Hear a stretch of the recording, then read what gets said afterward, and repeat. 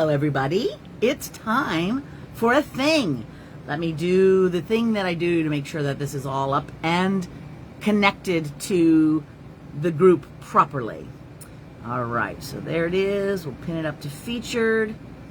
And let's see if I can. Maybe I can make a little title on here.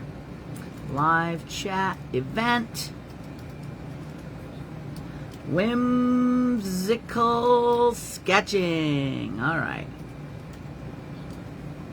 So there we go. Okay, I see a few people popping in. Hi, Pam. Hi, Colleen. Hi, Lori. And let's see. Good. I think we are all live and all locked in. So we have an hour and a half to spend here this morning. And good morning, says Lori. Good morning, my friend. And we're gonna have some fun today. So I posted this as an event, and normally on these events I make its own private little group, and we bring everybody in and we do the stuff. Hi, Melanie. Hi, Danita. But hi, Renate and Linda and Lisa. But the way it all just worked out, I think there's just so much going on, and I didn't do a lot of promoting, and sign-ups were pretty small, so I thought, Diane says, yippee, got here. So I just thought, let me put it here in the public group, and it'll just be a free thing that we do together. Excuse me. So that's what we're going to do today. So this was a suggestion by our buddy Lori, which I really appreciated. Hi, Martin of Nikki Dupuy, that we maybe have a thing on how to do whimsical sketching. And I thought that's fun. I haven't really done a share of that. And thought, shoot, why not? Hi, Irene. So a lot of you are popping in over. I'll do a quick nod to my Diamond members. I was thinking of Irene and Diane and Danny and the rest of you that are Diamond members. We have a sale going on this morning. So this is one of those days where I've got multiple things going on, as sometimes happens. So a lot of you have popped over, if you're a Diamond member, popped over to the sale today. And if you're not, go check it out. There are still a number of items there that you can take a look at. And I appreciate all my Diamond members that go and take a look at the sales and see what goodies there are, and maybe find a few things that want to live in your home with you, which is always so exciting. So thank you guys for that. But today I thought what we would do is, hi Melody, just kind of doodle a little bit today. You made it, she says. You did. I'm very, very glad that you made it, because that can be such a fun thing. And the reason I feel qualified to talk about this is I have been doodling and whimsically sketching my whole life, and maybe many of you have too. I think some of you are like, oh, I just can't draw, and I'll watch, but I have no high hopes, and that is fine too. Hi, Patricia. Hi, Carol. And because some of you like it, some of you don't. Some of you prefer doing something with your hands. You bead, you sculpt, you whatever, but drawing is kind of like a little and am I late, says Carol? No, I just started. I always start a couple minutes before the hour, just to give me time to get everything like pinned, and if we're sharing things, shared, and all the rest of that stuff. So I'm still in the hello, how are you phase, Carol, letting everybody just know that we're gonna do this thing together, and take our time, and we've got an hour and a half, or if we get everything covered quicker, then it'll be quicker. And stay for as long as you want, and leave whenever. This is going to be available in this group to go back and watch when you need to. A shout out to my friend Carol from the UK. So Carol Douglas just popped in. I was just talking to Carol the other day. I've known Carol for a bajillion years, and her and I have had fun adventures together. So when I was doing my world tour stuff in Europe, Carol was with me and our group in Ireland and Venice, right, Carol? And then I circled back around later, and I think I hung out with you, and we did some UK stuff, if I remember correctly. Hi, Karen. Although I have circled around and done UK stuff with you in various times, so they all get jumbled together. But the reason I'm singling Carol out a little bit is she and Anna Maison are combining forces to teach over at the Essence of Morani Estate, which those of you who went with me to Ireland on one of the trips that I did, that's where we went. And that place is wonderful. And I was talking to her yesterday about and France. Yeah, you were in southern France too. I'd forgotten that. Yeah, we had quite the time. But you're right, because I did France 2 different times, and I remember you were there. You just did a whole bunch of stuff with me that year, Carol. But this particular place in Ireland is really great. And I was talking to her that they were, having various people that had signed up, but that were kind of holding off or deciding not to, especially as American citizens. Just the idea of traveling is fraught with question marks these days. But we were talking about the reality of that, and just that, it is unfortunate because this particular event over there in France in Ireland is so lovely. The estate is great. The accommodations are terrific. The food is terrific. There's these little side adventures that the group takes to see different things there. It's just a wonderful experience. And then the studio space itself is amazing. So you have just all day when you're not off gallivanting in the Ireland countryside to create. And the 2 of them, they're both metal clay artists, as well as Carol is also a polymer artist, a doll maker, felter. She has a lot of things that she plays with. So if you're at all interested in finding out more about that, just contact Carol directly. So you see that she's there. You can right click on her and you'll see that her profile, I forget how we do this, but let me see. There's a thing, if you right click, there's a message, or you can view her profile or whatever. But get in touch with her if you want to know more about that situation. I'm actually going to be there at the same time as that group. I'm going to be in Ireland for a month as an artist in residence there at Mulroney. And we were talking about what the nice thing that will be. Hi, Andrea. Is that she and her group are planning, if they have enough signups, to be there when I'm there, which will be fun, because then I can just come on down to the studio and hang out as much as I wish and play. It's a great studio space. The artist in residence place has its own studio space, but actually I don't know if it does. I think it does have a small space, but then you can go down to the larger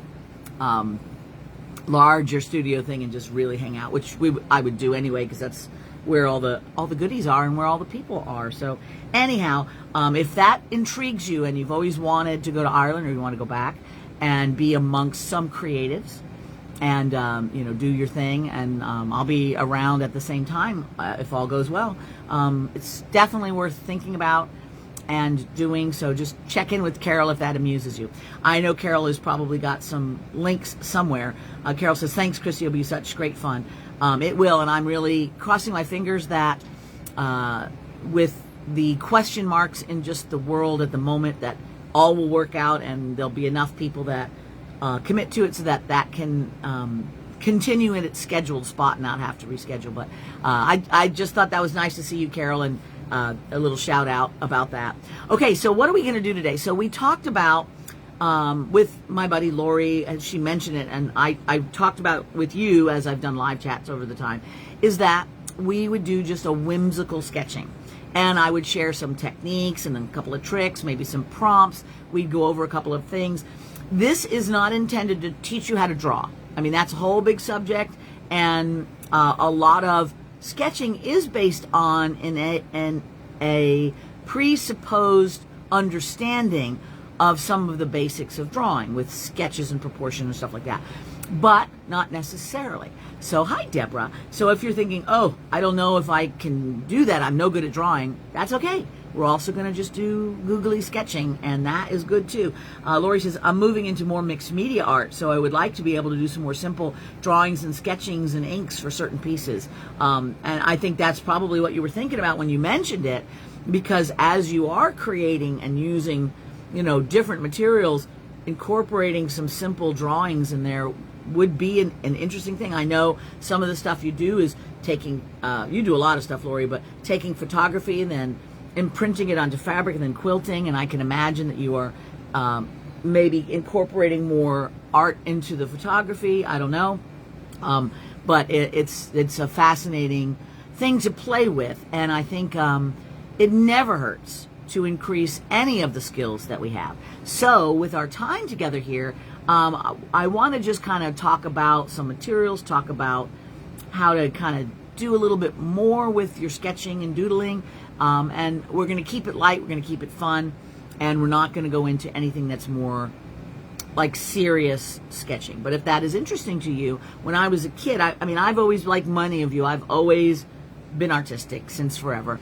But along the way, I was very lucky that I had a very good art system in my schooling where I grew up, but also that my parents were very much an art enthusiasts and dabbled themselves, so they recognized that I needed like some teaching on some of the materials, like how do you use watercolors, what, you know, that, and most of what I do these days has been self-taught, but I did have some lovely instruction early on, especially on how materials work, like what are the right pencils, what paper should you do. And I know that a lot of the things that I stick to now are because that's a material I learned to create with, and so now that's the one I like and the one I recommend.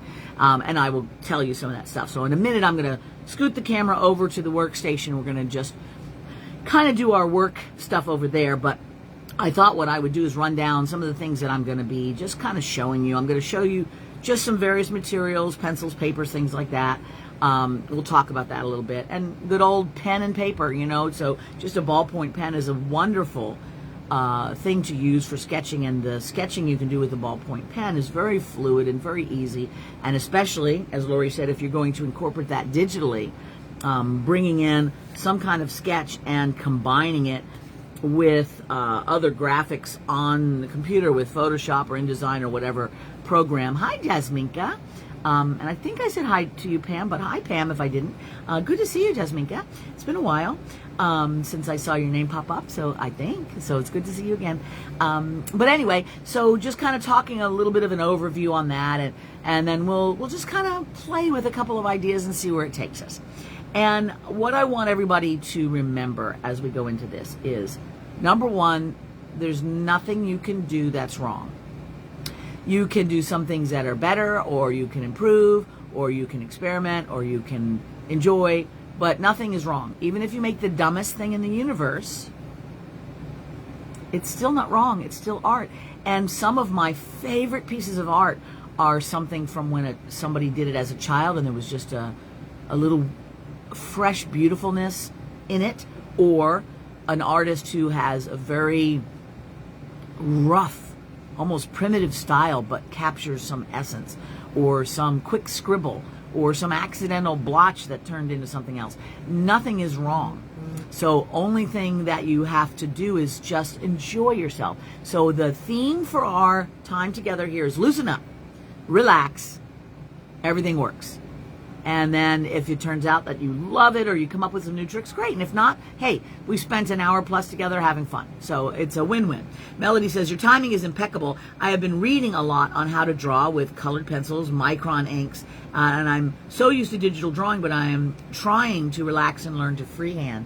Melody, that's awesome, because I have in my pile right here micron pens and pencils, etc. So we're on the same sync.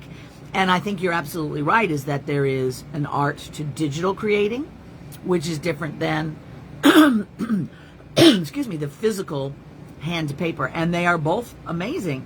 My daughter and my son both, but my daughter almost primarily digital art.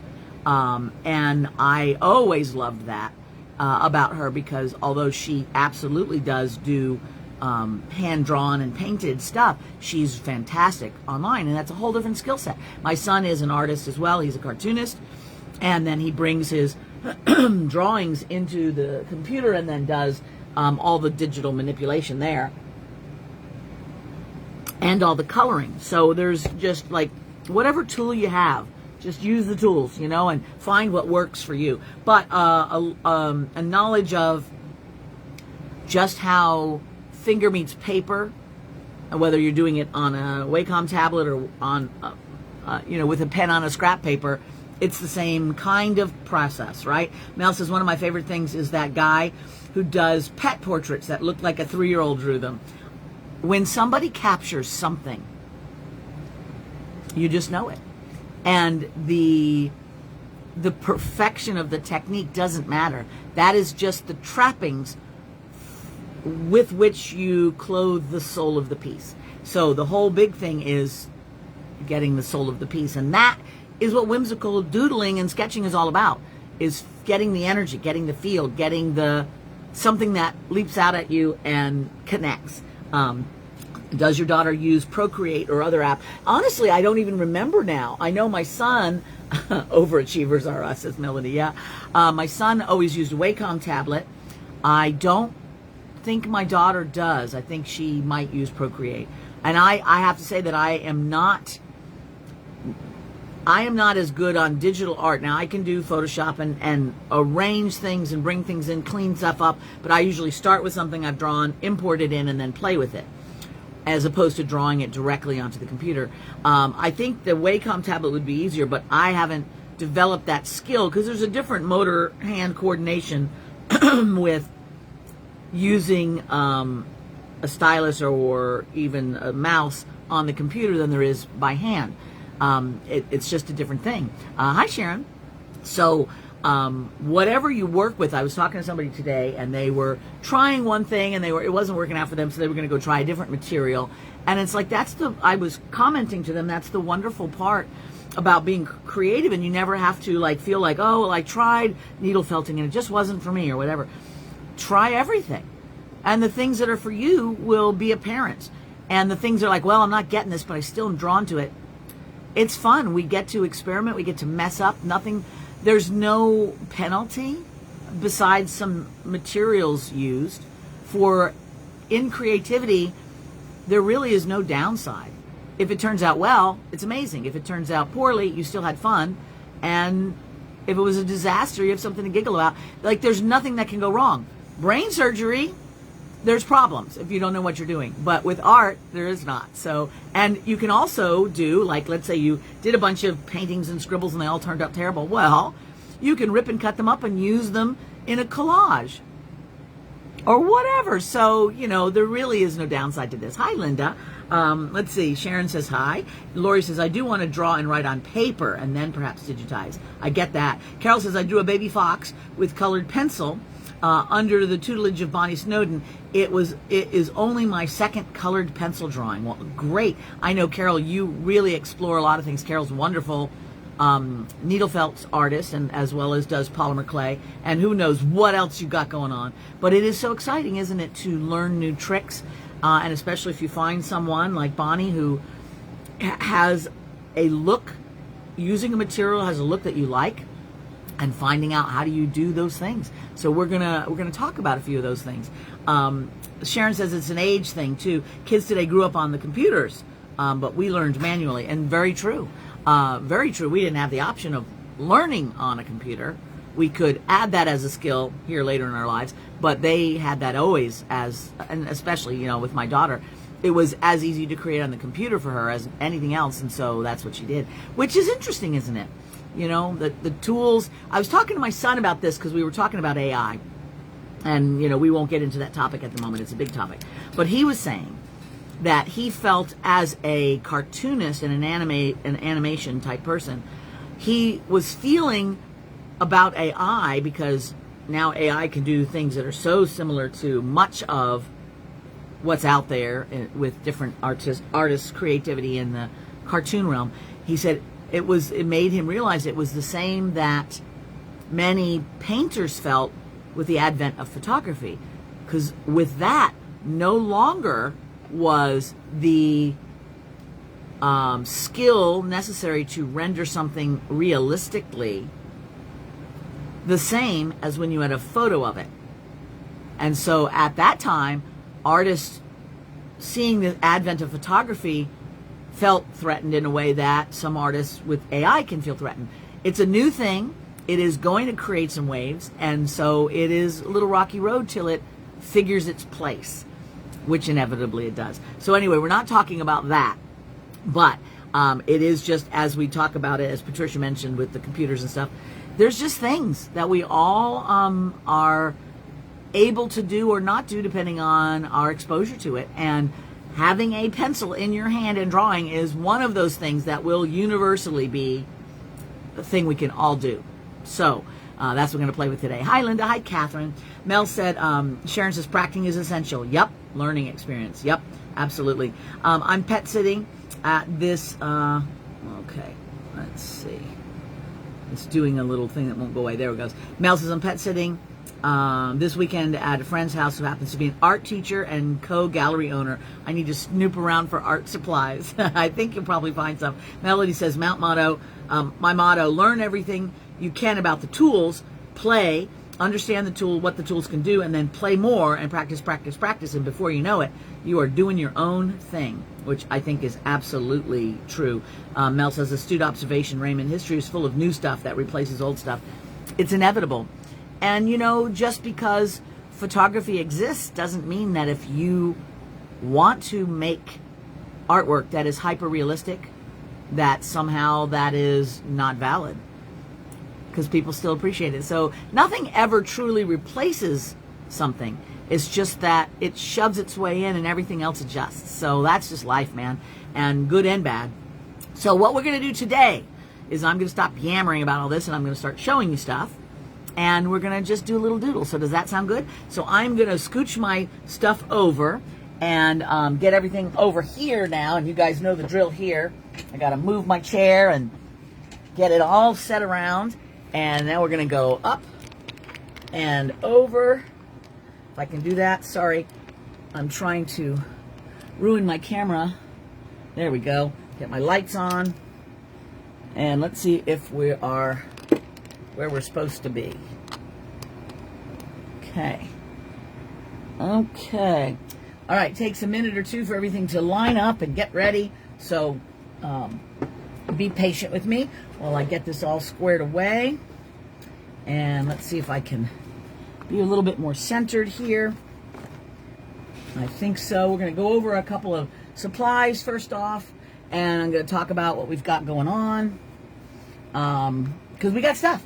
Got a lot of different stuff hanging out over here. So first of all, I might just suggest that one thing that is always very valid to have around is just some little notebooks. These are cheap and easy. I remember way back in the day where I made these. There were two different designs, and we had some great deal on something, and they were these wonderful little note things. And I sold a bunch, and you guys got some, and I only have one or two left. So this is one of the last ones I've got, but I always have one or two notebooks like this in my purse if I'm traveling or I'm anywhere, so that I can just start doodling. This and some pens, I recommend it because you never know when you're doodling around what thing later on will be like, oh, I'm going to actually take that and put it into this thing, or that made me have an idea for whatever. So there's a couple of different reasons why we're sketching. One is to remember an idea.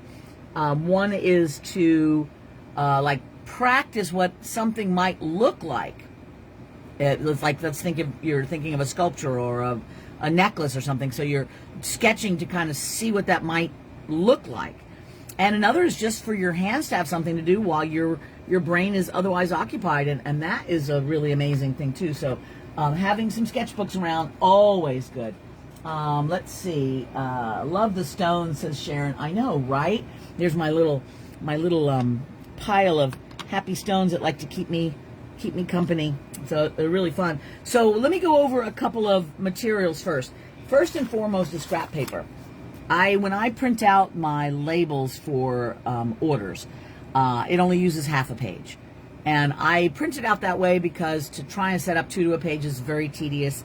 So I print out half a page and then I have half left over. So I always cut that half left over, and I have a stack of paper, and I use it all the time, and sometimes I cut that in half.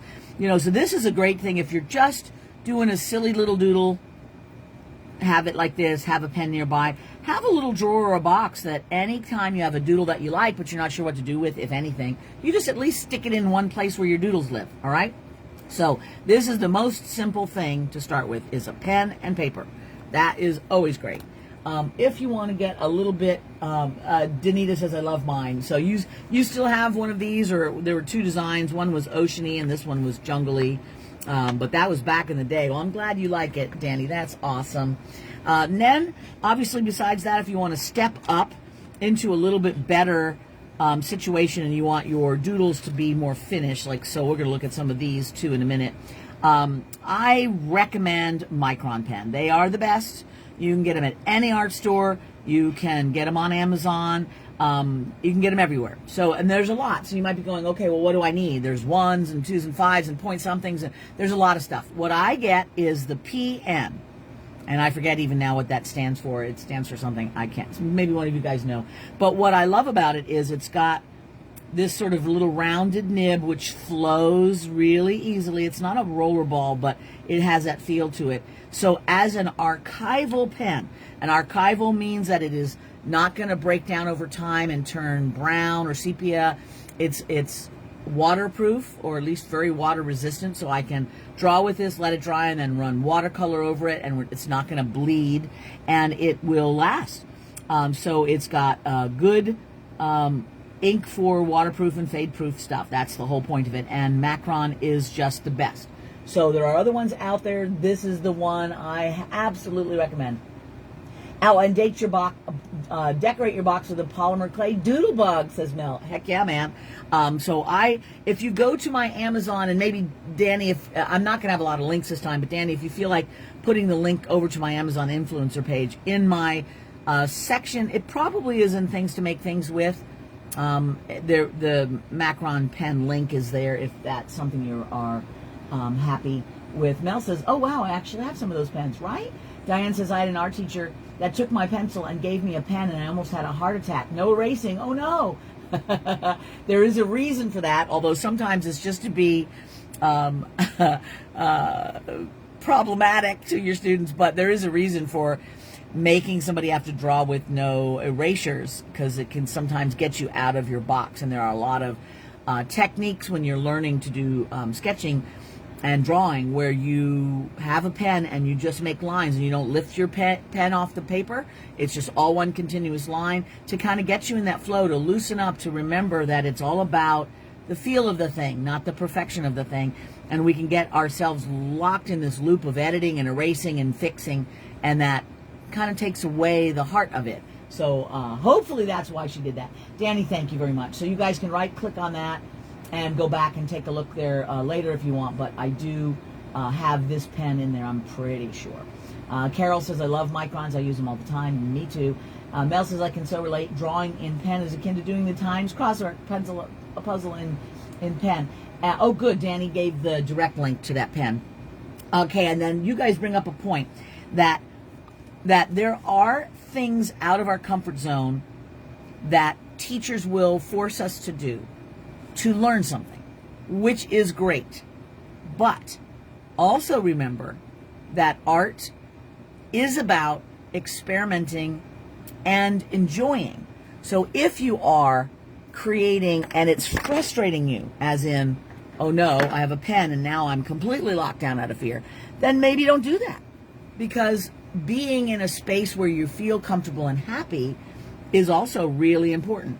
If you find yourself being stuck and you get to the point of going, man, maybe I need to do something else so that I get out of this loop or whatever, then that's different than being, pushed to do a thing that you're uncomfortable with and it is not being successful. So I'm just going to say that. Again, I'm not criticizing anybody's style of teaching or whatever, but sometimes well-meaning folks make us actually feel more threatened instead of feeling empowered and encouraged. So if you're starting to get that feeling, explore why.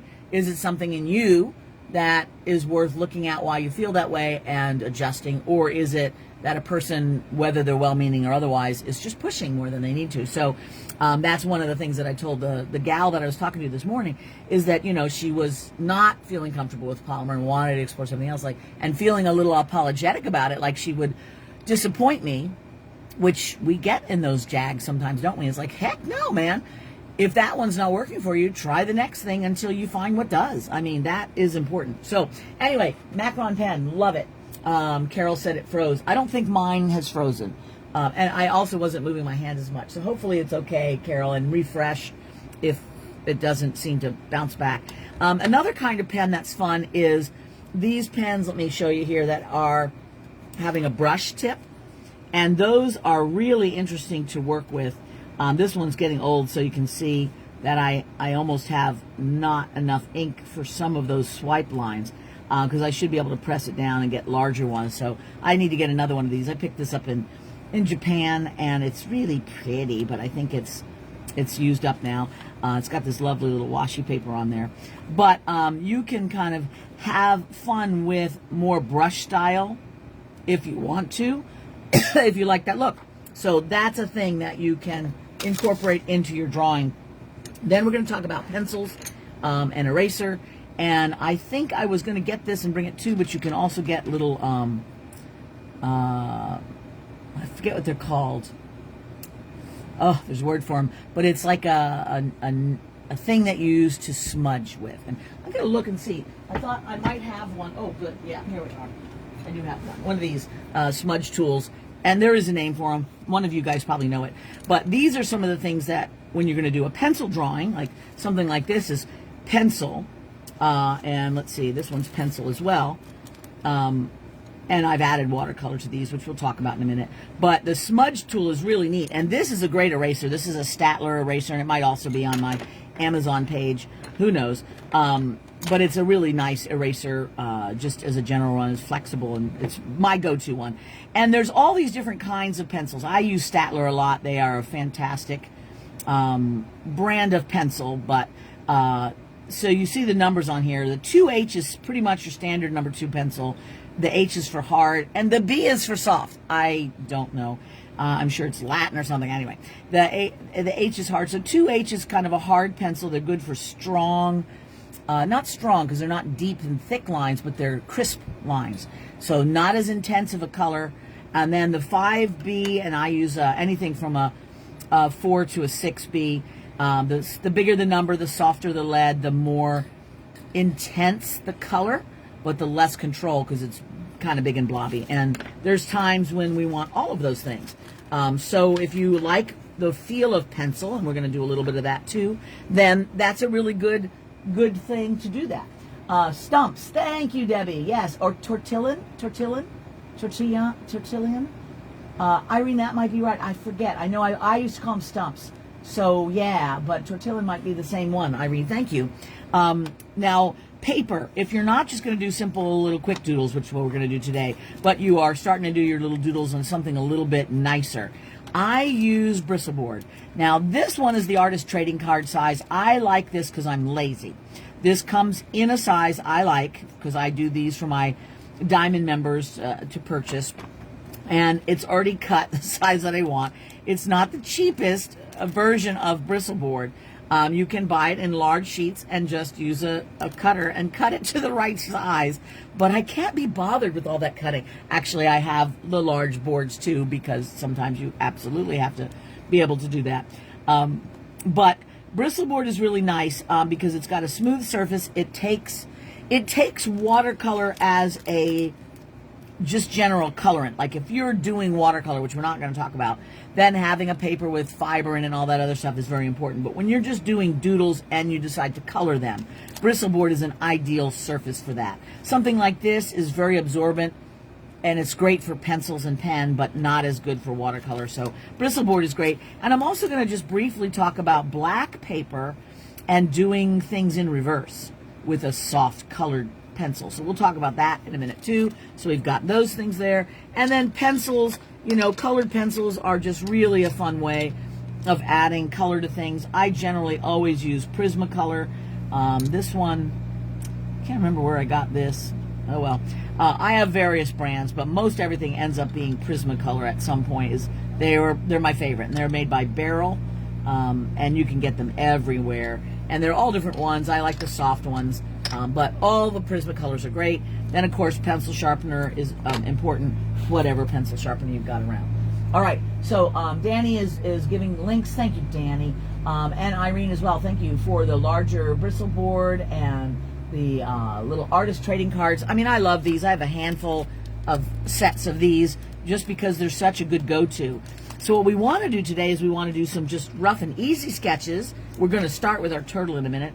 or maybe not, but that'll be one of the first sketches we do. We're going to do some rough and easy sketches just using pen on paper, get kind of the feel, get ourselves loosened up, and kind of get our scribble on. And then we're going to move on to using our pen and some tricks about using a pen, and then we'll also briefly touch on how we can use our pencils and the smudging techniques with pencil and pen and colored pencil and watercolor. So we'll kind of touch on all of that. So we'll look at these again, but not yet. I don't want to cover up those pretty rocks you guys are looking at. So I'll put that over there, and we'll come back to that.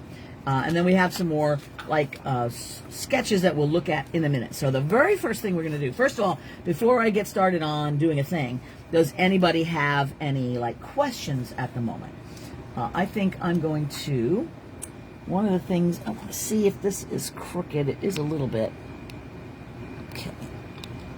Let me get that a little straighter for you. I'm going to move this. I don't think we need that right now. We're going to just draw directly on my messy little paper here. Let's see. Okay, good. So what we're going to do first, part of the fun of this is just feeling free and loosey-goosey, right? So if you've got some paper and you want to do, this is an interesting little warm-up activity, I think. And that is just taking your pen or whatever it is and just doing like a little bit of a scribble. All right. Now, a lot of you have done that as kids, and it's sort of like a fun game you can play with your grandkids or at a party or whatever. And you do a scribble, and then you look at the scribble for a little bit and go, well, what does that look like to you? And then you just start filling in the gaps of what it looks like to you. And then you've got something. And like this is like one of the most cool ways to just create something silly. And that is letting the scribble talk to you. This takes some effort and what you want to do is you don't want to do a scribble like this, because that's like too much. You know, the only thing you can do that is make a hairdo for somebody. You know, that's all you can do with that. So you don't want to do that. You want to have kind of a big loosey-goose scribble. And one of the things that's really nice is let somebody else make the scribble and they give it back to you then and go, okay, what can you do with this? You know, and then you just go, okay, well, what can I do with this? And then you just decide what it is. And it can really be fun, like it's something fun that you could do at a party or whatever, but look at how that frees you up just to let your mind get into flow and let your fingers just follow without a lot of editing, a lot of what is supposed to be. You're not like getting stuck in it being perfect. And this, the first few you do might be just so dumb, but that's just kind of fun, right? Love your comment about doodling. I've been doing that since you started talking. Oh, good. Grumpy bird. Yep, you saw a grumpy bird too. But that's the neat thing about it is these little doodles are so freeing.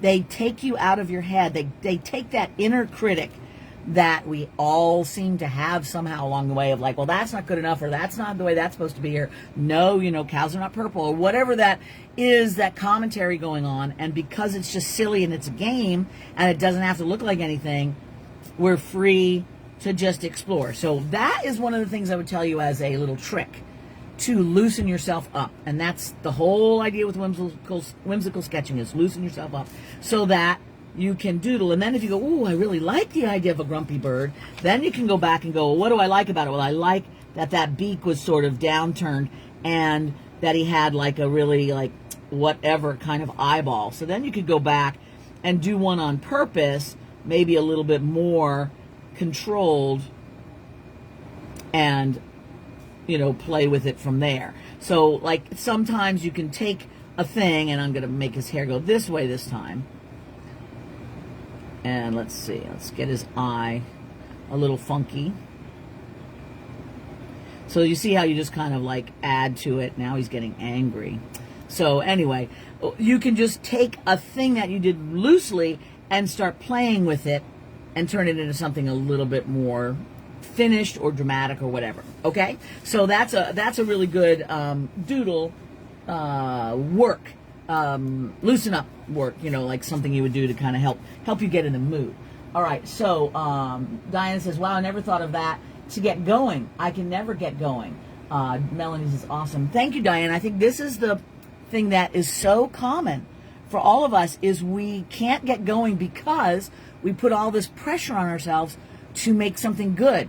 And it's like you've stopped yourself before you've ever started because you're worried about whether or not it's going to be any good. When you do just these scribbles, then it doesn't have to be good because you're just doodling. And that's where it's like really great. You might just have one notebook that all you do in this notebook is you can put the date on it if you want, and you do a scribble and then see, what does that look like to you? And there's like so many places that you could go with that scribble.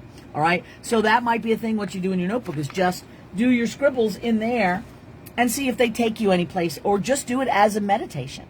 It's a Zen thing as a meditation. And that's also a thing where you don't have to turn this into anything. Like what you could do from here now is just do patterns. So you could see this, and now you could just keep adding patterns, because why not? And it doesn't have to be anything more than patterns. And that is very satisfying too. So it can turn into something else, but it doesn't have to. It could just be where your pen is just finding things to do, and you're just there while your mind just relaxes and you wander, and the cares of everything just kind of go in the background, and you just play. So to me, this is a great little exercise, both for our mental health and just for our warm-up. It's like doing stretches before you're getting ready to do some major physical activity. It's not a bad thing. And see, this isn't anything. It's just dumbness, but it's fun dumbness because you are just playing and getting in the flow. So that, again, it's nothing. It's just a doodle. It's just a sketch. But you could keep going until you fill the entire page, and that kind of gets you in the mood for other creativity. Zentangling is a scribble. It's more my speed, says Mel. Yeah, Zentangle, exactly. Irene says, I'm pretty sure I could fail an ink blot test. Nope, you cannot. And then Melody says, soft sculpture of a grunt bird, right? Mel says, I got so intimidated trying to draw something realistic. This might encourage me to play around. Oh, I'm very glad.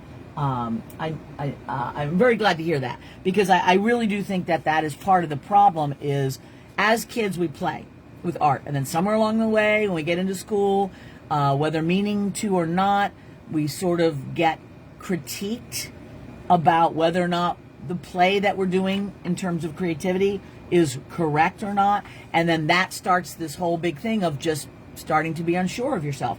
Whereas when you were just a little kid, you were just drawing silly things, and nobody was saying that couldn't be a thing, but somewhere along the way that gets shut down.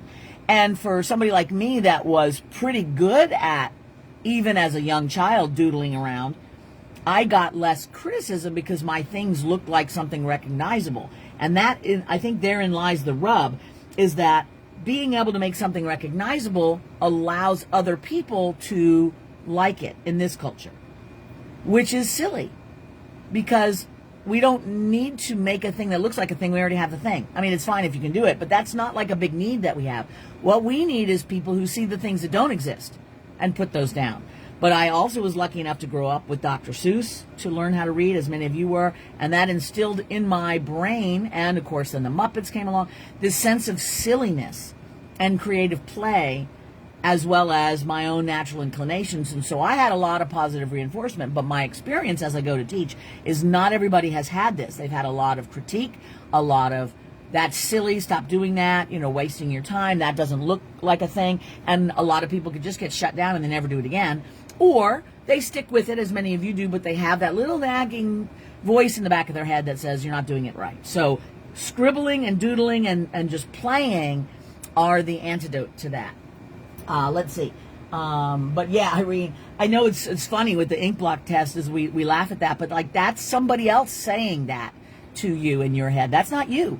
You have been, no, I'm not just saying you, Irene, all of us, we have been inundated with the voices of other people criticizing ourselves. And one thing I want us to all remember is the way somebody treats you only has to do with them, not you. If they're unkind to you, it's because they are an unkind person, or they haven't learned proper kindness. If they're critical, it's because they are a critical person, not because you deserve criticism. Everybody is giving to other people the thing that is their issue, right? This is a thing that's taken me a very long time to learn. But I want to say that in terms of creativity, if somebody is unable to look at something you've made and see something positive in it, it's not because there isn't something positive there. It's because their inner critic is too loud. So, two things on that. Number one, you can just pretty much discount any kind of criticism in your life. It's not valid. You can self-criticize and learn as you need to. You don't need somebody else to do that for you. And the other thing is that, you can then shift from showing your work or your creativity to somebody who is unable to see it properly and show it to those of us who can. And it took me a very long time to learn as well. And I had a lot of critical voices growing up. I had a lot of very encouraging voices too. And it wasn't like all terrible, of course. A lot of people told me I was great, which is lovely. But there were people who didn't say that. And so those voices get stuck in us more than the people who are saying good things. And that is just part of the damage we have to work through to become grown-ups, and that takes a lifetime. So don't kick yourself. It's just what it is. And just remember, you create for you, you find the people who can appreciate it. If somebody can't, that's where they are right now. They haven't grown enough to be able to see the beauty in everything. I think I've told you guys this story before, is I had a friend, a couple decades back, and he grabbed polymer and was learning, and I was having so much fun with polymer clay, and I loved his work because it was so weird and silly, and just his heart was in everything he made, but he was a mess. There was always hairs in it, and things were broken off because he didn't cure it properly, and he was always gluing it back on crookedly with glue dripping. Like, he was just a mess. But there was this sense of joy out of the things that he made, and I loved that. And so I had to silence my own inner critic and just appreciate what he was and what he could do. And then when he asked me, how could I make this better, then I had some suggestions for him. But I had to remind myself, don't criticize the things that are wrong, enjoy the things that are right. So anyway, that's a little, side philosophy, no extra charge for that. All right, so Diane says, wow, that is releasing. My art teacher said I was bad as an artist, but I could design, but I don't like doing design, but I love it. It is releasing, isn't it? And I could go on and on and on with this. This has been my journey for the last several years. But this whole thing of other people telling us who we are. It's so funny that as humans, we just do that to each other all the time. And we're very seldom right when we tell somebody else what they are, even if we mean well. We just need to let that person be who they are and enjoy what we can, or turn away if it's just not a thing that we can handle. And once you kind of realize that, you realize all these people, like if you have a teacher that doesn't make you feel empowered, that's the wrong teacher. I'm not saying they're a good or bad person. They may be a great artist. But if you walk out of that class and you feel bad, then they're not doing their job properly. Just end of story. And sometimes we take that because they may know a technique that's difficult and we appreciate their mastery. But anybody who belittles or makes somebody feel bad or whatever else, it's not right. It's not the right way to do things. May not be their fault. They may not know better, but just know if you're feeling bad because of something a teacher did or said to you, it's not your fault, right? They just weren't correct. So that's one reason why I feel so strongly about being a creative cheerleader, is every one of us can create great when we're in a space of freedom and safety, and we feel empowered, and we get a few tips on how to use the tools properly. Then we all have it in us anyway. So that's what we're doing. We want to loosen up. You can't mess up. It's just doodles. Let's have fun with it. All that stuff. Okay. Patricia says, I used to color and rub the colors with a Kleenex and blend them in for the shading that I saw in nature, until my teacher took me in front of the class and explained how stupid and wrong it was. And now they're making tools to shade the colors. Go figure. See, that is like a classic example of it. No, that teacher could not have been more wrong. She should have taken you up in front of the class, if that's even what you wanted. I have my questions about putting anybody on display, whether for good or for bad. But and showing people how clever it was that you came up with something. This is the key to all of art and creativity, is we are people who can tap into how to do something differently, how to find a way to do something differently. That's it. So anything that you do in art is valid and good and great. And if somebody comes along and go, wow, that's a great technique, did you know there was a tool that also does that? Then you could be like, oh, fantastic, now I know, right? So I think all of you guys are great at this. This is one thing I love about these groups that I'm in here, that when we get together, is you are all so encouraging to each other. You're all, helping each other feel good about what they make, and you're giving out love and support. I love that so much. And that is the thing to do in every aspect of our life. If somebody has a disagreement, which apparently there's a lot of that going around right now, is we need to get it out of the realm of the personal and try to share our brains with each other instead of wanting to punch all the time, even though the desire to punch is very strong. Absolutely. It's like, why do you feel that way? Why are you so frustrated, or why are you so, let's talk about that, which is really hard. But part of it is we have no experience in that. We haven't learned how to do that. And art is one of those things that can teach us that. It has often been co-opted. And I remember being at a conference one time where somebody wanted to walk us through art critique that like they learned in college. And I hated that, because it's critical, and it was couched in the thing of like, no, this is how you learn to get better. It's like, no, I'm sorry. If I need help, I'll ask. If I sign up for a class where I want that teacher to show me how to do better, then that's a choice that I make. I don't need to be in a room with other people who are picking my stuff apart, because that isn't helpful, and they're doing it because they feel like they're supposed to, but it's not good. So let's all do the kindness thing. Okay, I'm done with that. Now let's talk about just some more like scribbles before we get into making our little turtle. So I just wanted to show you, these are just silly, but what I wanted to show you is this is all the same thing where you're just like doing these little lines, and you notice that I'm not trying to make any of the lines like be perfect.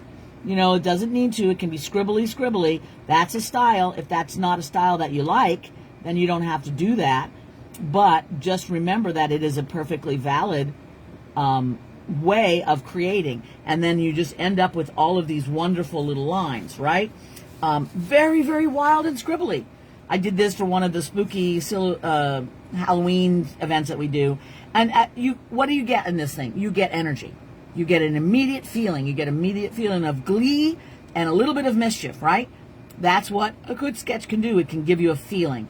Her foot is a mess. Knees don't go that way. I don't know what's going on with this cat, but that doesn't matter, does it? Because we immediately get this sense of kind of almost frantic but joyful energy, and that's the only thing that mattered in that. Then this is just... oh, here's another one of that same little frantic energy. It says, don't worry about it, I'm creating. And this one, I think, is, you can go to my website, and I think I have a free PDF that you can download and print this out if you want to put it in your world to remind you to loosen up. And like I said, look, everything's scribbly. Things aren't where they're supposed to be. It's not perfect, but the essence of it is, and that's why I chose to do it with this phrase, is like, don't worry about it. Don't worry about it. Creativity is messy. It's supposed to be. That's the fun of, like, remember when you were a kid, and if you were a kind of kid that didn't like to get his hands dirty, that's okay.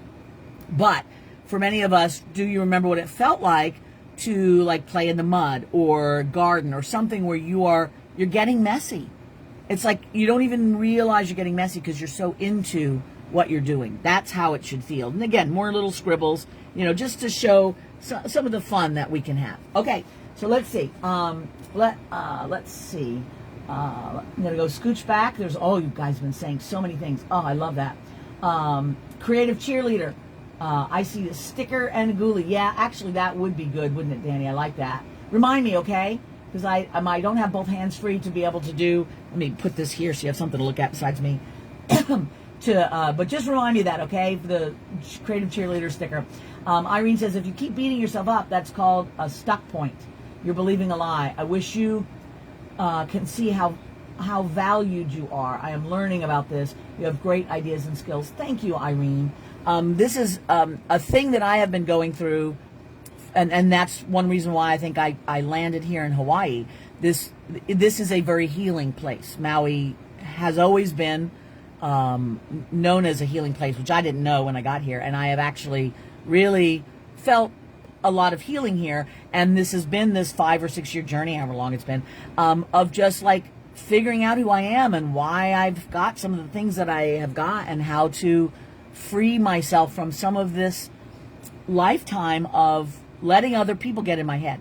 And I have been really enjoying being able to share that with you through creativity.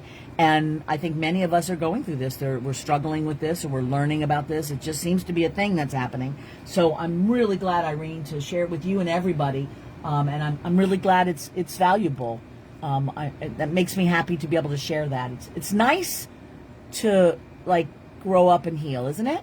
It's really hard. There's a lot of crying, but it's worth it. So if you're going through that stage where it's a lot of crying and questioning, just go out in the sun, get an ice cream, and just know that your good pal Christi says it gets better. It's going to be totally worth it. Okay, I had a teacher, says Carol, who to tell me my work was too Grandma Moses. He meant it as a criticism, but all I could think of was how famous Grandma Moses was. Amen, sister. Absolutely. And she was an artist that was called a primitive artist. She started painting in her late 80s or 90s, and it was a primitive in the sense that it had a very childlike thing to it, but there was a soul in it. And used as a criticism, it's intended to mean you're not realistic enough, but exactly the opposite is true. She had a soul to her work that people who understand what art is recognize that, and that is fantastic. So you can pat yourself on the back for that. Mel says, thanks, Irene. I seem to be able to see all the things I can't do well much clearer than the things that I can do. I think that is a universal, and once you realize that, that's the first step to slowly shifting that. And it takes time, but you just keep reminding yourself, nope, that is somebody else who's giving me that garbage. I don't need it. I think I've told you guys this before, and I apologize that I'm waxing philosophical here more than doodling. We're going to keep doodling, I promise. But I've told you that story about the Hawaiian tale of the calabash, is that all of us are born with a calabash, a little bowl of light. And over the years of our life, it gets filled with rocks. Some rocks we put in there, some other people put in there, some circumstance. But eventually you're lugging around a giant bowl of heavy rocks that have shut out your light. But it's your bowl. You can throw away all those rocks and have a bowl of light again. It takes effort, but we don't have to carry that around. We can lighten up that bowl and let the light out. So I love that. It's a great little concept to carry around. Irene says, I do too. I'm really fighting to learn to tell myself the truth. You're doing great, you guys, honestly. And also, that's the other thing to remember. Nobody's going to grade you on how well you do that either. This is a thing you do for yourself in however long it takes and however many setbacks there are. And nobody's going to go, you should have learned that by now. Just keep being you. Everything is great. All the tears are fine. All the mess ups are fine. Just keep on being you. And when in doubt, ice cream, sunshine, and petting an animal. Those are always go-tos. So unless you hate animals, and then you can pet a cactus or a plant, whichever you prefer.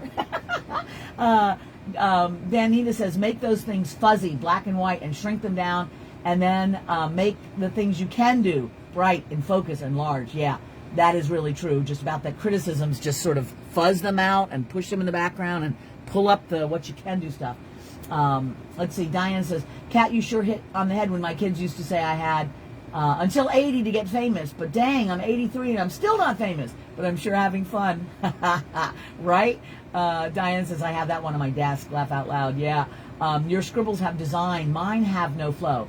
Not yet. But you have to remember, Rebecca, I have been actively scribbling since I was 3. Now, we all scribble, usually like, from 3 to 8, and then it kind of peters out, whatever. No, I kept going. I scribbled in every class in school that I ever did, because mostly I was bored. I already knew that stuff. And so all of my margins were full of scribbles. I scribbled every time. It was the only way I could keep from being nuts when I had to sit and do something I didn't want. So I have been actively scribbling for 60 years. So if your scribbles yet don't have design to them, give it a week. And then they'll start to, you'll start seeing more things. So again, don't even feel bad about that. Scribbles, they take a while sometimes to look great. All right, I wrote down the creative cheerleader too. Mel says, I'm feeling that too. Just things like the angle of the turtle's head have me going, I'd have changed that 10 times before getting it right. Danny says, I'm also here if you would like to soundboard and get some thinking reframing. I appreciate that. Like, all of us are here for each other in different ways, which is terrific. Rebecca says, can't seem to find my soul. Don't worry. It's there, Rebecca. It will come out when you least expect it. It is just right there lurking. Sometimes people talk about that like having a creative block or whatever, and I always tell people, you can never lose creativity. It is the essence of everything. It is the fabric from whence all comes. It's not going anywhere. And if it is not available at the moment, it just means that something's in the way. So don't worry about it. You'll get it. Just remember, it's all going to be okay. Just somehow, it's all going to be okay. So I want to keep reading. You guys are doing so great. Let's get to some of this drawing. And Lori asks, do you use more pen than pencil? I'm going to start with pen, and then I'm going to do pencil. I tend to use pen more often because I like to use, I don't know, I like that look. It's a very illustrative style, and that works for me. But I love the way pencil looks, too. So what we're going to do is we're going to do 3 turtles. Now, I'm doing that because I know, and again, everybody that's talking, I don't want to cut short any of those things. They're great. But I guess we actually should do a little bit of doodles, right? I want us to do a couple of different experiments just with this turtle. And I want to give you some tricks. And I'm doing it because Lori really likes the Hanu, and she was, one of the things she mentioned was like, can we make sure we do a turtle? And I'm like, yeah, sure. So we all know what a turtle looks like, right? And we think we do, but we don't always. So I always suggest that if you want to draw a specific thing, go see some pictures of it. And see a lot of pictures, not just one. And you may see realistic photos as well as the way people have drawn it, because that will help you have a little bit more to pull from when you do a turtle. All right, so obviously sea turtle, there's certain aspects that makes it look like a turtle. And then you stylize from there depending on what you want or don't want. But go look at some of the things first. So I'm always going to start with a shell. Now you can do the simplest thing, which is make an oval. And you notice I'm going to do it with pen first, and I'm not trying to make the perfect line in one go. I can, when it comes to like doing it with my pen, then I'm much more likely just to do one line, right? Although sometimes I do very scribbly lines too. But you're going to start off with an oval. Now, you can also do a sea turtle as more of an egg shape, even more of like a rounded diamond. All that works. Now we're going to work on the head. That is always a tricky part. Am I going like, I'm looking straight down on the turtle, but if I just do the head from above, it looks kind of weird because he's not looking at you. So we're going to do that Egyptian trick of like, we're going to keep changing the perspective to get the part of it we want most to see. So on a turtle, I want most to see looking down on the shell, except for the face, which I want to look at me. So what I did on the face is I just did a little worm like this, and it could be different sizes. You notice that I've already made this one bigger than that one. So that one is just a different kind of turtle. But I'm basically making a little blob here that looks like a little slug bit. So it's just getting a little bit bigger. And I'm just going to make a nice big circle for the eye. And because I want it to nod that we have another eye on the other side, I'm going to put the other bump over there. And then I'm just going to make an eyeball. And you can add a smile if you want to or not. I'm going to put a smile because this is a happy, friendly little guy. And then you have just the essence of the turtle. Then you've got just big flippers. And flippers are boomerangs. So when you look in the book at pictures, you just see boomerang flippers. Let me get a little drink. All right, so boomerang flippers. And they have a lot of different shapes to them too. Sometimes I make them look like little rounded paddles. Sometimes I have things that look more pointy. As you can tell, these aren't even two of the same. And again, I'm going with those scribbly circle lines, not circular, scribble lines going over and over something. And you see it, sometimes there's things that go outside of the lines. That's okay. And then the back legs are smaller and they're aimed.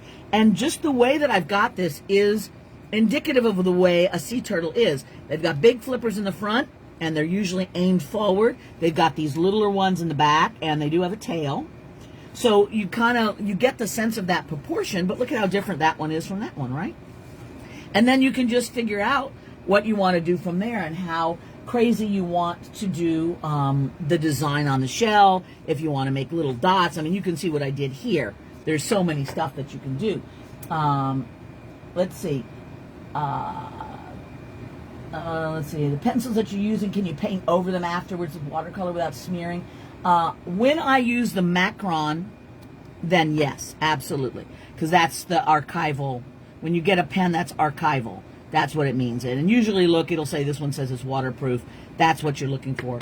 And on something like these, you know, that are just ballpoint pen, they are not as recommended as an art thing because over time they soak into the paper, they change color. They're not like artist quality, right? So they're not made for long lasting. A lot of people still do use ballpoint pen for things, and that is fine.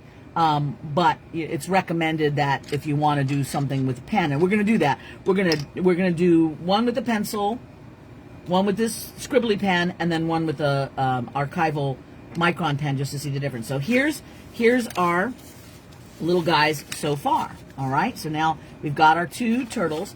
Now we're going to get a nice piece of paper, and actually no, I'm going to do a pencil drawing on here. All right, so now we're going to get our pencil, and I'm going to use a 5B, a really soft pencil, and I'm going to do the exact same kind of sketch with the pencil, and then I'm going to show you about this smudgy stuff.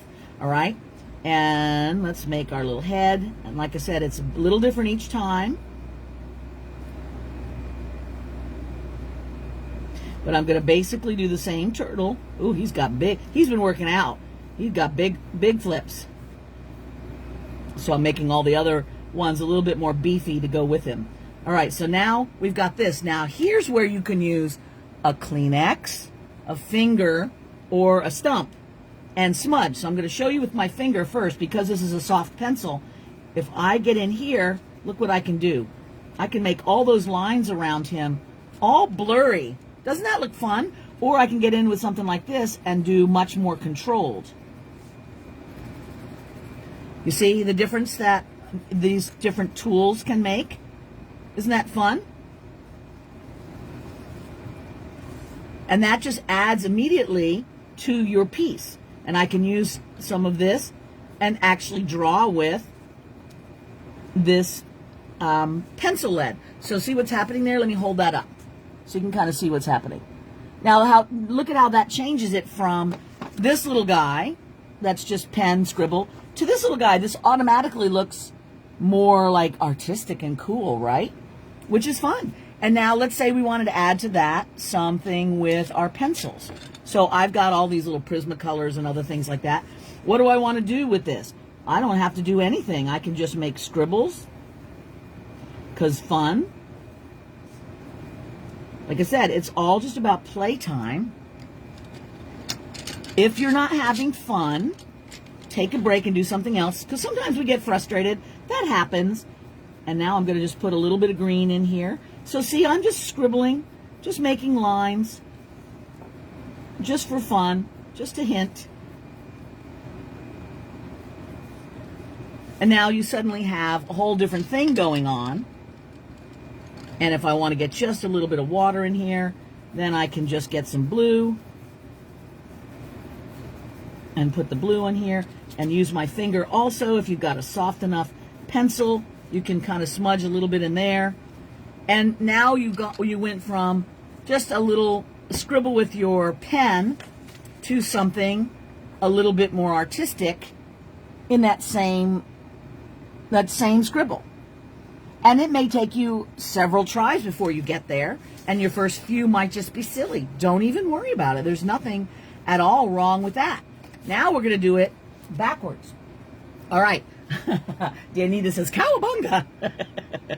So if you have a soft enough pencil, these Prismacolors are very soft. Let's see if this one works.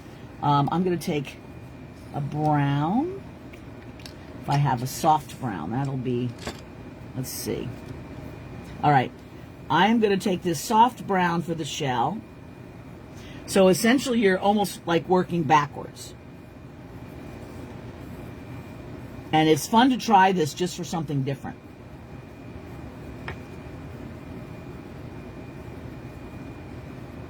All right. So there's my basic shape. Boy, he got a head on him, huh? And what you have to do now is you have to color in all the brighter stuff. And you leave the black as the dark. Okay, so that means you're going to kind of go backwards on the eye. So I'm doing the easy part first of just getting these bits covered in. Okay, so see how that looks. We'll come back to the shell in a minute. So what we're going to want to do is we're going to want to color that in, and I've left like a little hint of a smile. And now let's go to my white. Let's see if I've got a good white here. Yeah, that's not as great as I want. Here's a good one. This is soft white. Now I can just kind of fill in the white until I have like a little bit left for the black part of his eye. And if you want that eye to be a color, maybe it's blue, I'm going to put a little bit on that, but not too much. And then you can go back in. Maybe you want some blue in parts of this.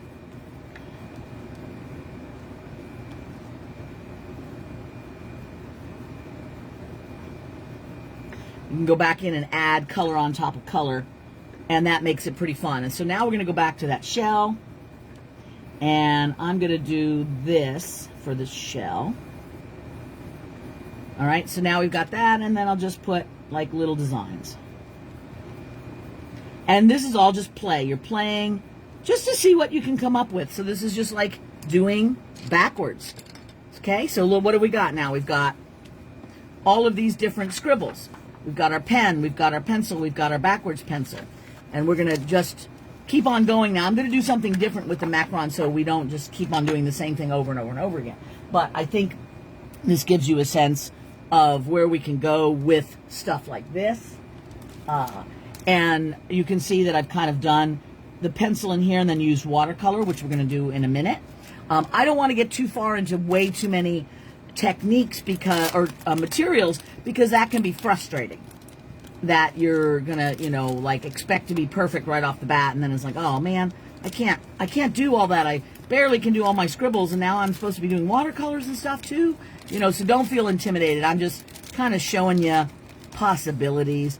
But the biggest thing is, first of all, just get that scribble down, and then reproduce that scribble with pen.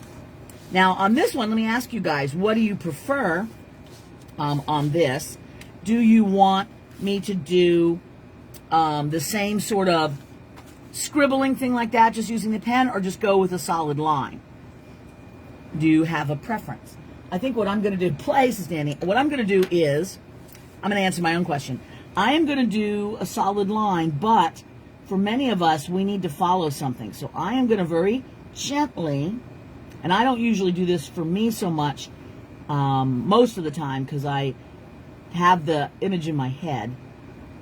But let's just say I've done the basic shape there, okay? So that's based on all this little scribble play that we have. Now let's go to our macaron pen and just do it as a single line. So I'm just taking my time and going around and trying to keep it a single line. And then I'm going to show you another little trick that I have. And there's that eyeball again. Ooh, he got a big old eye that time. And I don't think I have room on that eye for a smile. I mean, that face for a smile. So he's just going to have a little one. And then we've got this. Now, one of the reasons why I like drawing this in with a very soft pencil, this is like the 5B, is that once that kind of dries a little bit, I can erase it. Because all that pen mark can go away. And we're going to make him be under the sea, so he's going to have a couple little bubbles.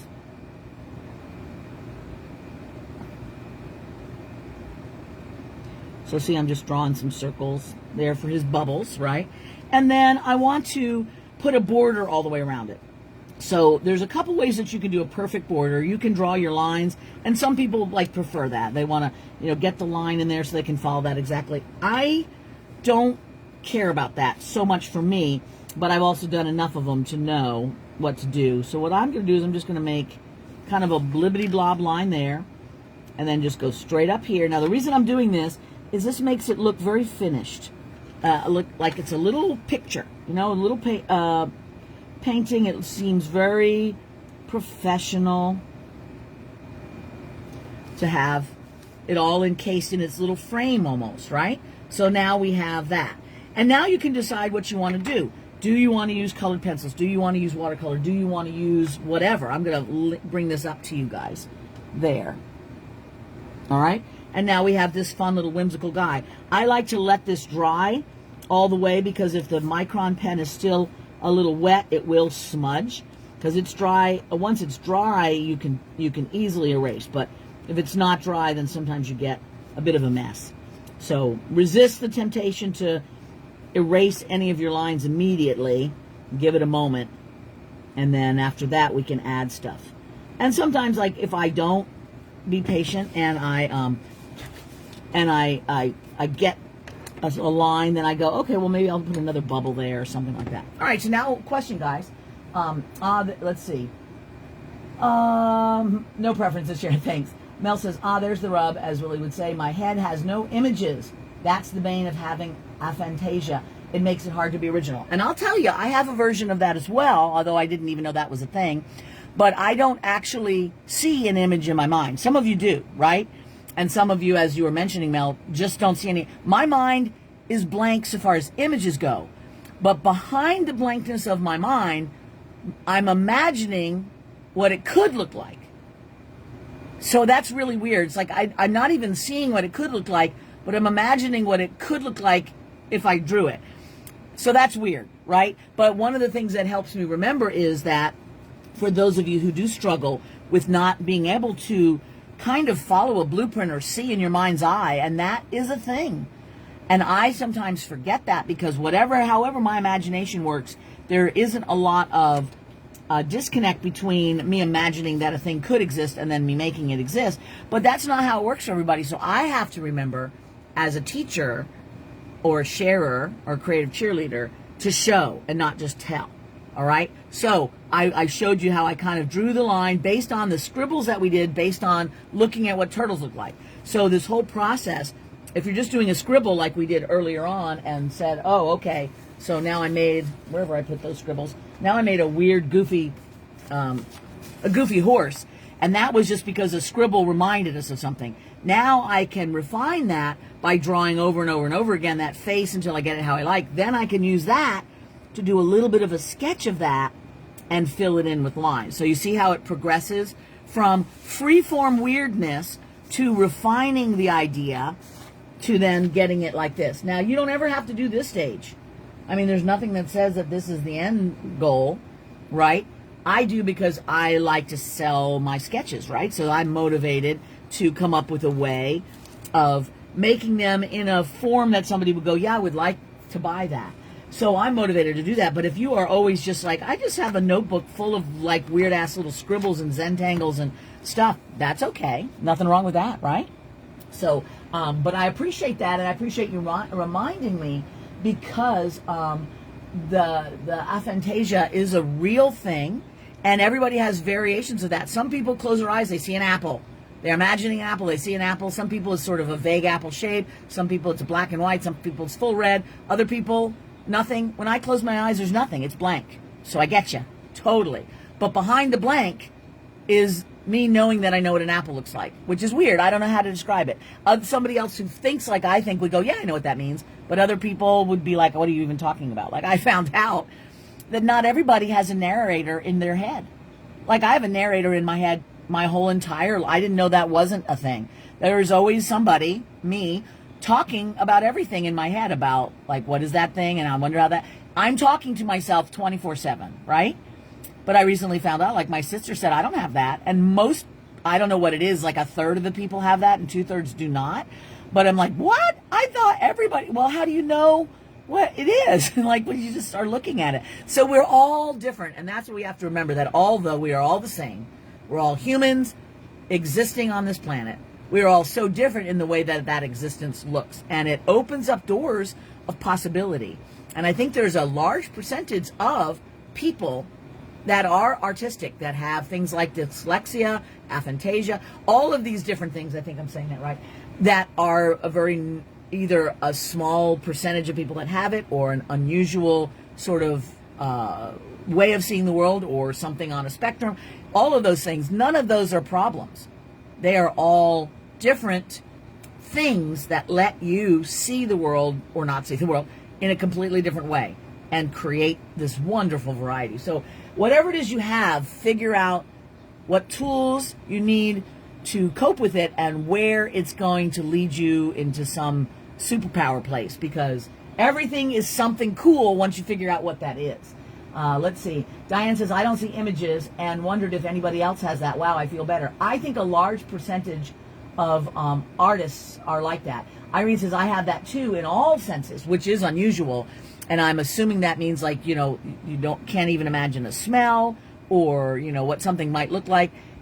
I get that. And it's, once you realize that that's a thing that you actually have and that other people have, it does, like you said, make you feel a little less like an isolated weirdo. We just all have weird stuff, and everybody's weird stuff is different. And sometimes you could think of, like, man, that's so suck.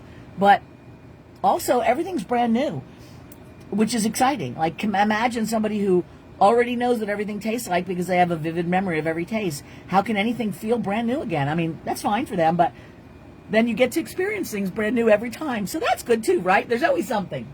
But I appreciate being told about that, because I am used to my own weirdness, but I forget that other people's weirdness, and I say that in a beautiful way, would require a little different approach for me if I want to make sure that I'm understood and that I'm sharing in a proper way. So please, guys, just know that anytime we're together, you are empowered to say, hey, Christi, I'm not exactly sure what you're saying there, because that's something I struggle with. Or you don't even have to say that, because just could you use different words? I remember being in class one time and I was showing everybody how to do things and talking about what it was. And this one lady was just looking at me, and I was showing her how to put the wing on a butterfly, whatever else. And she just looked at me. She says, use different words. And I thought, well, I've never heard it put like that. So, okay, how could I explain this in a completely different way? Because the way I'm explaining it is not making it first. So I had to look at it for a minute and then choose to do it a whole different version of explanation. And then she was like, okay, I get it. But that was such an interesting thing, because I never thought about use different words. Because sometimes, you know how that is. You go over there and you go to a cash register and they go, "Understand, please." Like, what? "Understand, please." What? "Understand, please." What? "Do I have your identification, please?" Oh, okay. You know, it's like they say the same thing again and again instead of using a different word, because obviously that one wasn't working for that person. It's so funny. We're so weird. Humans are so weird. Anyway, so Diana, I'm glad that makes you feel better. Lori says, I always thought it was cheating to refer to a photo when I found out that most artists do that. I know, right? Right? We always thought as artists you're supposed to kind of know what the thing is in your head. Nah. That's the cool thing about art. It's all about cheating and taking credit for things that you didn't even do, that just happened. I love that. It's the best. Mel says, yes, I get it. It's hard to explain. But while I don't have the picture for it, I have the words. I can explain out or sketch out what I imagine, even I can't see it. So yeah, I think you and our brains are similar in that way, Mel. I can't even pull up faces of people that are familiar to me. Same. I'm the same way. And Irene says it can be distressing. I know it can, but here's the thing, and this is the thing I am not saying because I'm doing it. I'm saying it because I'm working on it. Is that it only feels like a distressing thing because you've been made to feel like it's wrong. Easy said, hard to overcome. But anything that we perceive as problematic or wrong, and sometimes you got to dig deep to find out why we feel that way. Sometimes it's easy. It's like, yeah, because this person is just telling me I'm an idiot all the time. Well, duh. But sometimes you have to dig all the way down to your childhood self and go, oh, that's where that is coming from. But I mean, everything that we think that's bad or wrong about ourselves or incomplete or sad or lacking or whatever, or sad, it's like it's all tied into something that really is not exactly as it feels. So trying to kind of loosen up on, it's like doodling. Loosen up on what things are supposed to be and just give yourself space, and it's okay. We're here for each other. All right. Melody says, my creative brand never stops, even in sleep. Totally. Well, Carol, I love how you said that. I can't picture things in my mind. I just know what I want to make, and it creates itself as I work on it. Yes, I love that. That is just so great. Mel says, use different words is the same as suddenly having to be left-handed. Right? Exactly. That's brilliant, says Danita. Ditto funny, when I used to work in public, I would have to repeat customers, and they would never remember, I would never remember them by their faces. So that would trigger for me that I should know them. And then I was, let's see, should know them would be the phrasing that they would use. And I got to realize that people had particular words of greeting, and that I could recognize that, if not by their faces, which is so cool. Like I often can recognize a face, but I have no context for why I know that person, or when I met them, or of their name, hardly ever.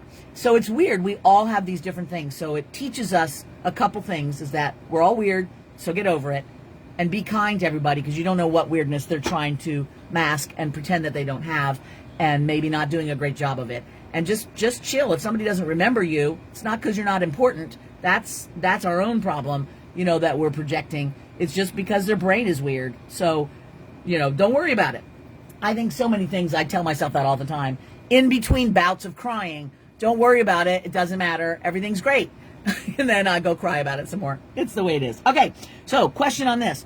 Guys, here's what we've got going on moving forward. I'm going to give you some prompts, and we're going to walk through some of these prompts on ways to do scribbles and such. But I wanted to ask you, we haven't done anything with watercolor. It's my opinion that if we did a little watercolor on this, just to show you very briefly, that might be fun. So if you have a different comment on that, I'm taking comments at the moment, but I want to just add some details to this. So you can do anything you want to give him some more texture. This is where I like to just use patterns. I like using asterisks a lot. I like using circles. I like using swirls and dots. Just make stuff up. And if it turns out like, oh, that was not the right one, it happens. See if you can make something else out of it. Like, if one thing looks stupid, what if you put it a lot and it just gets to be really busy looking? Would that look better? And if not, then what if you scribbled it all in and made it darker? Would that work? And if not, oh well, sometimes that happens. So I'm just going to put some patterning in here for no reason. And that way when I put some watercolors in, it's more just like a hint. It's not trying to be super watercolory, because although I love being super watercolory, that's not always easy. And I don't want to give you more than you can handle right off the bat. So I'm just going to put some details in here based on nothing. These are sort of very Zentangle-y in a way. I'm just doing patterns because I feel like it. And then we talked about swirls. I know I've done swirls before, but they're always a good go-to. On my swirls, my little trick is I try to make them go back and forth in different sizes, so that they're not all the same direction, and that seems to look better. Okay, so now we have a very fun little guy with lots of details on him. And let's just do a tiny bit of watercolor. So with watercolor, and again, over my Amazon influencer page, you can find this little Winsor Newton or something similar. I like Winsor Newton. There's a lot. I have other watercolors too, but Winsor Newton is one of my go-tos. It's easy. I just have these soft little brushes that are cheap. I've got some water. I've got a paper towel. That's it. And all you're going to do with this is just get some water in the colors that you think you want to use, just so they can soften up a little bit, and then go from there. And I just continuously dip my brush into the water, which I don't know if you can see that. I'll bring it over here so it's a little less crazy town. And then I'm going to just paint something. So what I want to do is just like the simplest you can imagine is get a little bit of color on my brush, and then I go up into this little palette thing to either add water if I want to make it a little bit less intense, or add more ink if it's not paint if it's not intense enough. And I'm just going to put a little bit here, and all I'm going to do is just swipe some in like I'm coloring. And I'm not going to fill it all the way. I'm just doing the hint. I'm going to try to go around that eye. And I'm just kind of putting a little bit of color in. Then you can clean off your brush, and while the watercolor is still wet, you can move it around a little bit. Once it dries, leave it alone. And there's a lot to learn about watercolor. We're not going to do that right now. That watercolor is of all the paints, it's the hardest to master. It also is the most awesomest. So, in my opinion, and I love all the paints. But you basically just want to put it down and leave it alone. That's why I like working on bristleboard as a paper, because it is got a smooth surface, which lets me put stuff on, have a couple of, 30 seconds to play with it before it's too dry to deal with. And I like that. So now I'm going to get a little bit of this sort of brown color. And I'm just going to put some in the shell. Boring, I know, but I'm not trying to do anything crazy in here. Just trying to make it interesting. And I'm just dabbling in a little bit of another color. So that's the essence of it. We don't have to do anything more. And then the last bit is we're going to just take some of our blue for this oceany bit, and I'm mixing it up in the green area because it can be turquoisey. And the trick on making an oceany area good, two things. Number one, don't get all the way up to the lines. You don't have to. Put a puddle in, clean your brush, and then just come to the outside edge of the puddle with clean brush with water in it, but no pigment, and then just blend it out a little bit till it fades. And then you'll have the essence of the water. All right? Now that was, you know, how to be an amazing watercolorist in 10 seconds or less. Let's move that out of the way. Let me move that up here so you can kind of see it. So you see what I did is I just sort of filled in colors. Easy breezy, not perfect, because watercolor is loosey-goosey and you want to capture that by not filling in the colors exactly. And then just that little water smear. That looks like super easy, and that takes a long time to get really good at. But don't worry about it. What I would do is do the same thing, is get a whole bunch of paper. Like, let me just show you the difference. If I put it on this paper, I can do this, but like, see how it soaks up immediately and I can't move it around? It's just soaked up. So you have to get a little bit nicer board here if you want to have some success on learning. The other thing that you can do, though, is you can just make a swipe of paint and use that as a doodly sketch thing. Let that dry and then, you know, draw over it and decide, what is this? You know, this is a thing.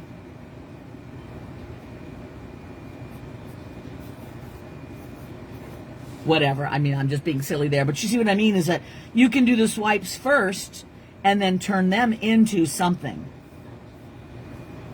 if you want. And that is sometimes fun too. So there are always ways to do things the right way, the weird way. You're an artist. Go for the weird way. Why not? It's more fun that way. All right. Let me see if we have other chattings here before I do one more thing. All right. So let's see. But I appreciated what you said there, Mel. That was really good. Danny says, that's why I call everybody darling. Or sweetie, says Diana. Using your non-dominant hand can shift how you think about it, says Danita. That is very, very true. You can like swipe with one hand and then try to draw just to mess yourself up and see. Have fun. Play, play, play. That is always the answer to all of this, is play. Play is more fun. All right. So now what are we going to do? We're going to talk about a few prompts, because we're actually coming to the end of our time together, if you can even believe it. I want to talk about a few prompts that we can do when we're getting back to just the scribble of it all. So I've got some paper here. So here's a couple of prompts that will help you determine what you're going to draw. Because part of it is like, well, what should I do? First of all, just remember that that's weird scribble. Then you see what it turns into is great. But let's say you're wanting to do something. And I'm going back to my pen, my ball pen, because sometimes it's easy to do the sketches here and then take the sketch you liked and then refine it as we did with this process. Play with it a bit till you like it, and then you put it in here. So one of the first things that I like is buddies. All right, so the prompt that I've got here is buddies. And that is just two creatures that are just looking lovingly at each other. That is always a good thing. All right? So you can make them as easy as you like. You can have them complicated. They can be holding hands. They can be little earthworms that came out of the earth. Although why they have ears, I don't know. It's a new species, I guess. But always putting two together that are friends, snuggling, even unexpected friends. Like this one, he's a little buddy, but he's got his little bird up on top of his head, right? I don't think this one is a little, actually this goes for something else, but anything with buddies works. So buddies is our first one. That's our first prompt. All right, the second one is things on top of other things. So anytime you've got a thing and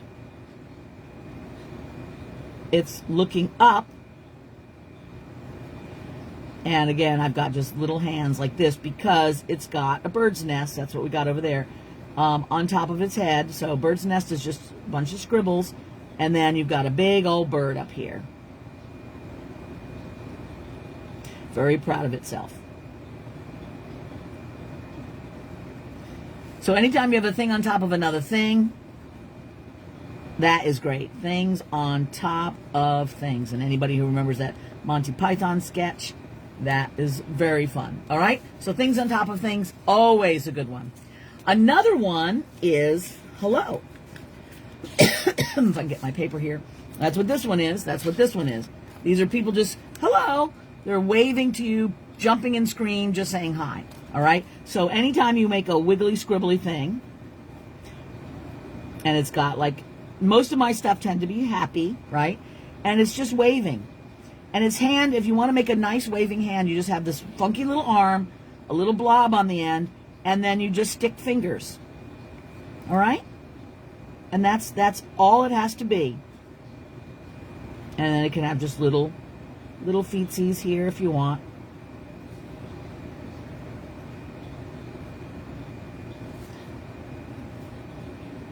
So that's all you have to do for this hello. And you can put a couple little lines out here, which makes it look like it's actually moving. And a belly button, obviously. So hello is our next prompt. Okay, so we got 3 prompts so far. And then fantasy. So let's see. Let me get my screen here. It's frozen out for a second. One moment. Internet stuff going on today. Carol says, I have a reverse coloring book. Blotches of color, and then you draw what you see on the blobs of color. See? Perfect. That is such a great thing. All right. The next prompt is silly face. So these are just things that can help you when you're not sure what to sketch. You can just start with one of these. So I've got a big blob, I've got some ears, and I'm going to make eyeballs that are crisscrossed, stupid nose,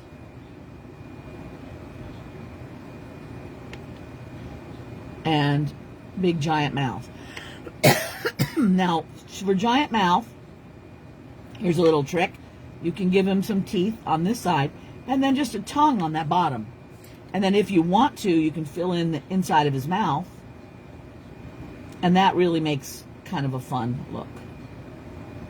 You don't have to. You can just leave it wide open, but you can give him bottom teeth too if you prefer, or giant fangs, or whatever. But having the tongue just like a little, like the top of a heart, just that little mound, that looks really great. So let me get this. This is a lot to color in, sorry. But it looks good when I'm done with it, so. And again, this is all just a quick and easy little ink pen sketch, and then you can make it more fun if you want to. So silly face, it doesn't have to have a body. It just, you can do silly faces all day long. That's so fantastic. And then the last thing is just sort of like a fantasy place or a fantasy scene.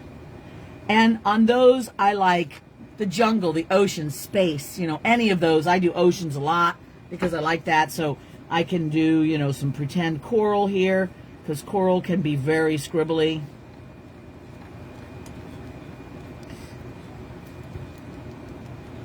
You can just go crazy with coral, and then you can have like a little creature that lives in this fantasy place. And he's also a hello guy because he's waving at us.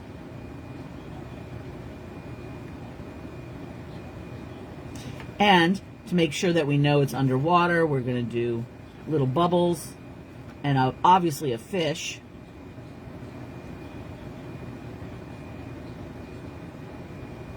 Or 2. So any kind of fantasy scene is a great prompt to just take you to the next place, right? And there was one more that I think is really fun, and that's I'm holding this. So that's the last prompt I'm going to do. And that is when you make just a silly little scribbly guy. And I don't know what kind of feet he has. And holding is just a simple, like, little line. You can just make a little circle, right? And then you just put something in his hand, because it becomes all about the thing that he's holding. And he's holding, obviously, this flower. And that can kind of help define who is he and why is he wiggly, and what's going on with that.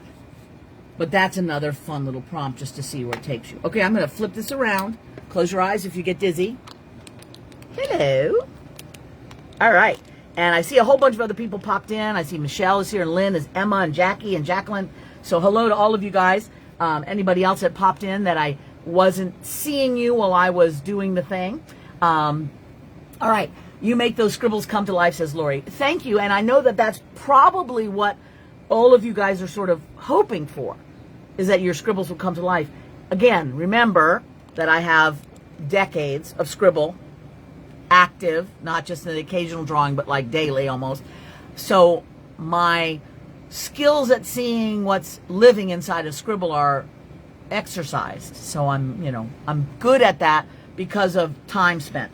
So don't be hard on yourself if you're not immediately good. You will be. And it's just a matter of doing it. And it may be like, instead of journaling, or in addition to journaling or meditating or whatever, you go, okay, I'm going to take 15 minutes of scribble meditation. And you just take your little notebook and you scribble. And like I remind you is that sometimes all the scribbles are just lines, very Zen-tangly. But do that thing where you try to see what it is. And then make your prompts. Put your prompts on different pages of your journal and go, oh, today's my day of things holding things. Or things on top of things. Or hellos, or whatever, and then you just let that be the thing that prompts you to scribble and see where it takes you. Then go look at pictures. Like, I like horses. What do horses look like? And just do the shapes. Okay, they've got this rounded body, they got these stick legs, they got this little funnel of a head, of a neck, and a little bean on top, and just draw the shapes until you get familiar with the feel. How does it look when they're running? Let me get a picture of him running. Oh, his legs are doing that. And you just kind of play. Hi, Colleen. And just play. That's it. You just play. Okay, does anybody have any questions before we kind of wrap up? Diane says, good for the brain. This was fun. Now to try it. I think the easiest way, and I'm glad, Diana, easiest way is just do like I told you, with a little scrapbook or some scrap paper, and try to set up a schedule of doing it as often as you're able, and just the scribbly things until you feel comfortable with that, and save your best ones. Save them all, but save your best ones. Patricia says, wow, I've learned so much. I'm so glad. Thank you. I'm glad. Lori says some of the markers are dry. So Staple takes old markers to recycle. Oh, I didn't know that. That's great. So yeah, I didn't even do anything with Sharpie pens or markers. Those are so much fun too. Gel pens. Just get all the stuff. You probably have a big handful of things that you haven't played with. Little colored gel pens. I mean, sometimes you go like, well, they're not an artist material. You're just sketching. And the fun thing about non-artist material is then when you scan that and bring it into computer, now you can manipulate it into a thing that is permanent. So you don't have to worry about what material you have. It's all totally valid. You just play. Play. All right, let's see. I know what I'll be doing tonight, says Carol. Melanie says, big hugs. Thanks, everybody. But yeah, over the years, I have had such joy in scribbling and whimsical sketching and just playing. It is a lovely place. Start looking on Pinterest for that, for doodles. See where it takes you. There's a lot of artists that doodle weird, crazy stuff. Just start making a folder of anybody's weird doodles that amuse you for one way or another and see what happens. So, and I would also encourage everybody to share.